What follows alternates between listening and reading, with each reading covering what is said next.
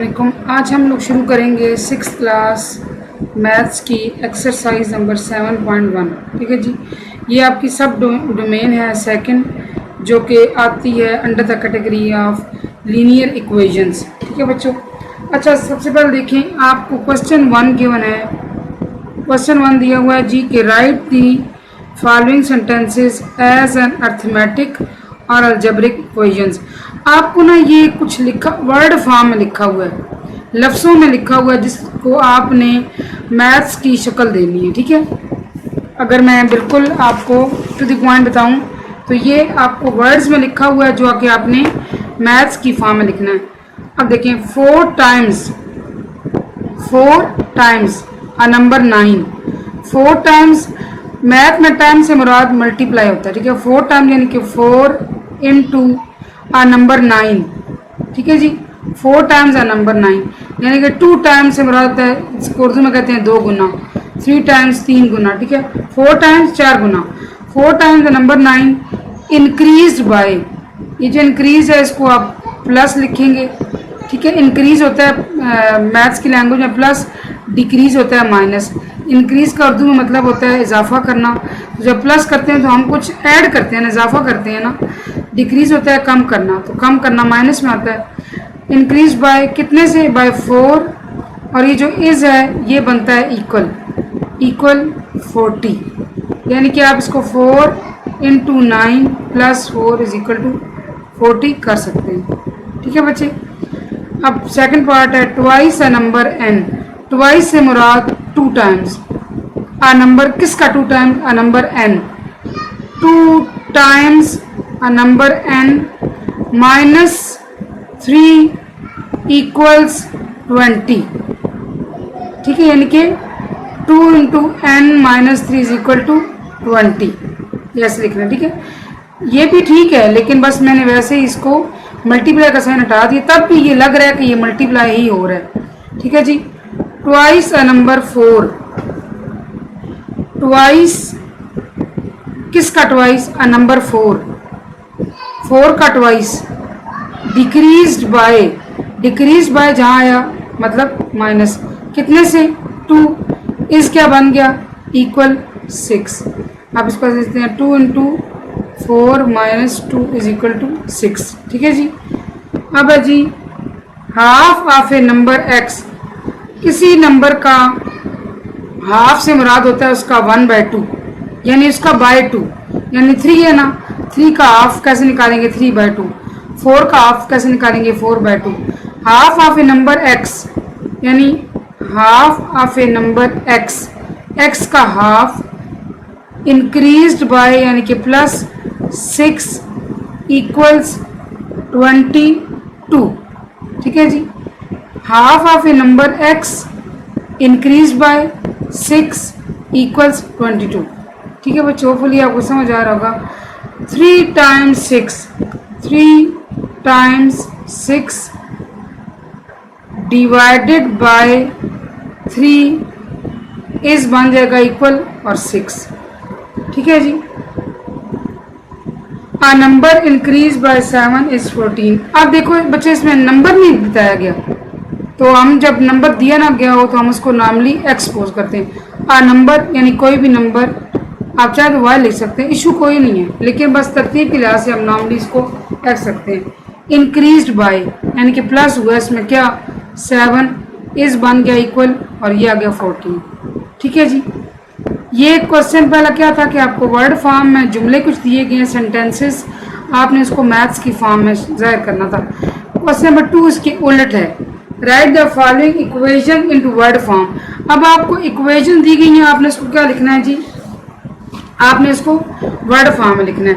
अब देखिए 3 इंटू 6 लिखा हुआ है, आप इसको लिखेंगे 3 टाइम्स आ नंबर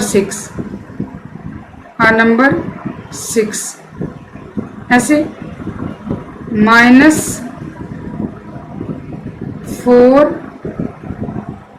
इक्वल्स 14। ठीक है बच्चों।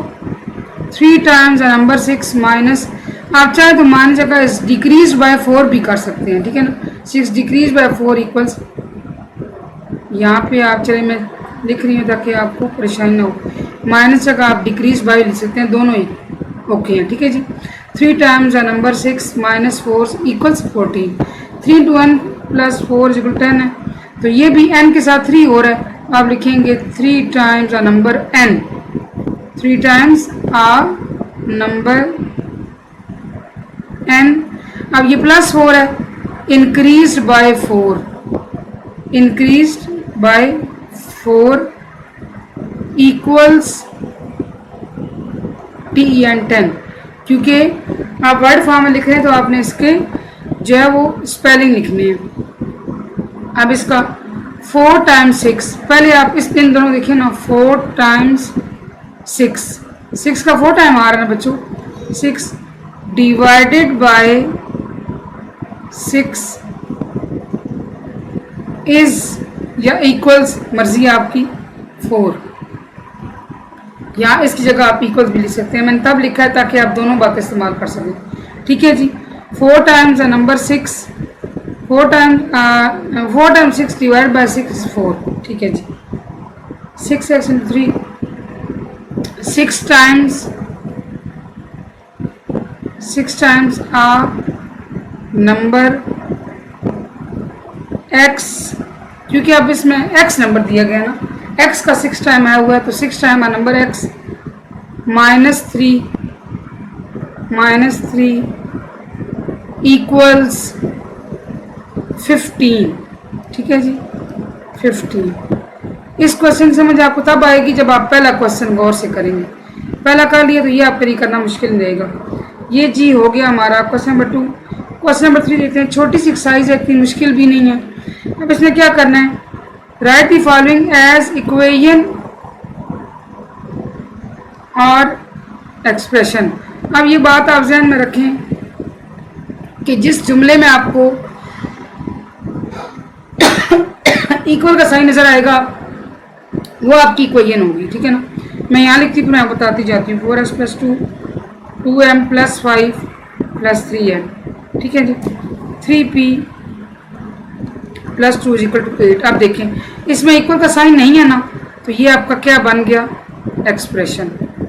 इसमें भी इक्वल का साइन नहीं है तो ये क्या बन गया, एक्सप्रेशन जुमले कहते हैं, ठीक है। लेकिन इसमें इक्वल का साइन आपको नजर आ रहा है ना, तो ये क्या हुआ, ये आपकी इक्वेशन है। इक्वेशन वही होती है इसमें इक्वल का साइन होता है, ठीक है जी। इसके बाद 7s - 5, ये भी आपका एक्सप्रेशन है क्योंकि इसके अंदर आपको इक्वल का साइन नजर नहीं आ रहा। 26x + 2 = 54, ये आपकी बन गई जी इक्वेशन, क्योंकि इसमें इक्वल का साइन नजर आ रहा है।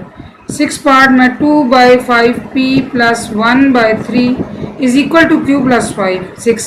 जब आपको इक्वल का साइन नजर आ गया तो आप फौरन इसको डिटरमिन कर लें कि क्या इक्वेशन है।